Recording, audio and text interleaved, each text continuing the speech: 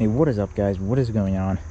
This is my 2008 Yamaha Grizzly 700 APS, and what feels like yesterday, I made a 6-month review on owning this machine. But now, today, September 10th, 2024. That means I've already owned this thing for a full year. So in this video, I'm just going to be going over it. It's going to be a very similar video to that of my 6-month review, but a little bit more in depth. And I'm going to cover some other things, so I'll try to make this as short as possible. So I'm going to start off with the things that I have done to this machine over the time that I've owned it. Really not too many things, but just a couple things that do make it a little bit better from stock, because I bought this thing just bone stock without a single modification on it. So I've put a few things. First, of course, is the tires. These are just used tires off of a Polaris. Interesting, they're really made by Carlisle, but I've seen this pattern among many ATVs, so I guess this is just Polaris branded. I don't know, but these tires are great. I don't think they're that expensive, but either way, I already had these, and I was not going to spend another $300, $400, or even $500 on a new set of tires. These hold air, a lot of tread. They wear pretty well from what I'm seeing. I've had them on my Polaris Explorer 400, and I did quite a little bit of riding on that, and it did do well. Another modification, this one's especially for convenience. I had a couple things up here. First is the USB slot. This has 2 USBs in there, perfect for charging, absolutely revolutionary. I was in Hatfield McCoy Trails, and I was using this, and yeah, the thing just kept sliding out of there. Could never charge anything, but so definitely good to have these. They work just fine. You know, probably not the fastest thing in the world, but hey, it really isn't that bad. Another thing when it comes to phones and whatever not, got my phone holder right here. Technically has some anti-vibration stuff. I don't really care. It holds my phone pretty well as long as you tighten this well. I can definitely see, you know, you just lifts up and you slide your phone in, and it holds it pretty good. Was able to see pretty well, but I guess, you know, it still vibrates a little bit, so I don't know what to say, but I don't really care that much. Other things, the winch, of course. Everyone adds a winch, so it's quite crazy that I bought this thing completely without one. It's just a regular Badlands EXR 2500. Served me well, you know, not really that much. It's a little bit rusty, but again, it's another thing off of our Polaris Explorer 400. It works pretty fine. We upgraded to synthetic rope, but again, you know, I don't need to spend any crazy money when this just served me well for years. And lastly, something that I was begging to have at AOA a year ago, last time I went, is this. Yep, the mirror.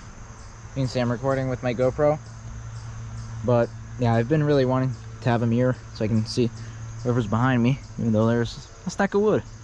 So that's pretty nice, but either way, it has some adjustability if you unscrew this and whatnot. So it's great to have it in case I would ever want it. And yep, it has served me well again. And it was really, really good to have, because I've had to turn around a couple times and nearly crashed, so it's definitely nice. Now, usually I only do about 100 miles a year on any of my machines, really, or combined, 100 miles a year. And this year at Hatfield McCoy, we did 150 miles over 3 days, so 50 miles a day. And so there's a lot of things that happened. Some things broke, so I will go over that. One thing that actually fixed itself is the brake switches, at least the wires. These were completely corroded, and my brake light didn't work, but one of them fixed it by itself. The other one, I just kind of replaced the wire because, you know, it was still better. But yeah, so that was actually something that fixed on its own. I've had a problem with that for a long while. Another thing electrical is the R light flashing in lower high gear, and it's very annoying. It puts on my speed limiter because it doesn't know what gear it's in. It has an identity crisis, like people today. And so I would have to click override, which doesn't work, which is, yeah, it's pretty nice. So I have to always slow down to under 10 miles an hour and like kind of almost stop and then apply the gas again, which is very annoying. And I don't know what's with this thing and bolts, because whenever I would tighten any bolt on this thing, it would come off. Never happened on any other machine. Some of these bolts came loose. I think one of these or whatever. Yeah, that one came loose.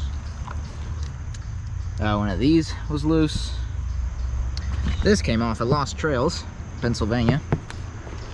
So now it's kind of loose. You can see this side, nice and sturdy, but not the other one. I'm honestly, at this point, I just feel like drilling a hole in the side over here and then just zip tying it and calling it a day. But if anything, if I can find a screw for that or bolt, then I will gladly put it in.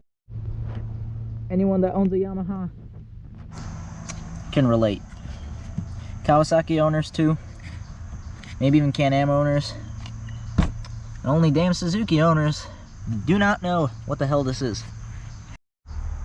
But other than that, these floorboards are actually very, very comfortable. I can put my feet flat, have much easier access to the foot brake as opposed to my Suzuki King Quad. This just feels much better. I like it. Other things I like, the EPS system. It absolutely isn't great, but considering it's the first one on the ATV market, it actually isn't that bad, even though it's not even close to as good as the ones on the EPS systems on the new Grizzlies and Kodiaks,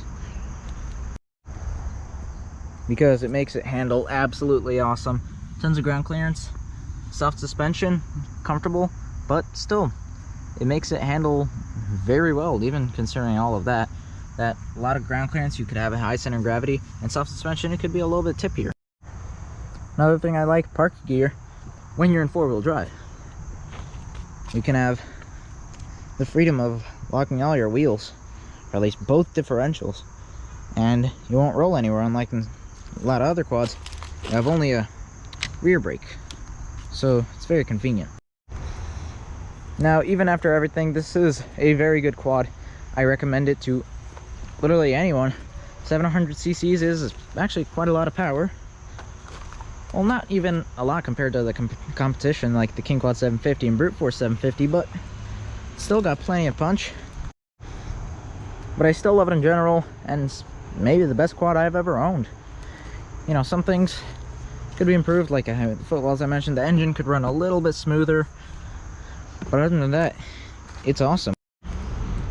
Now, any future plans for it?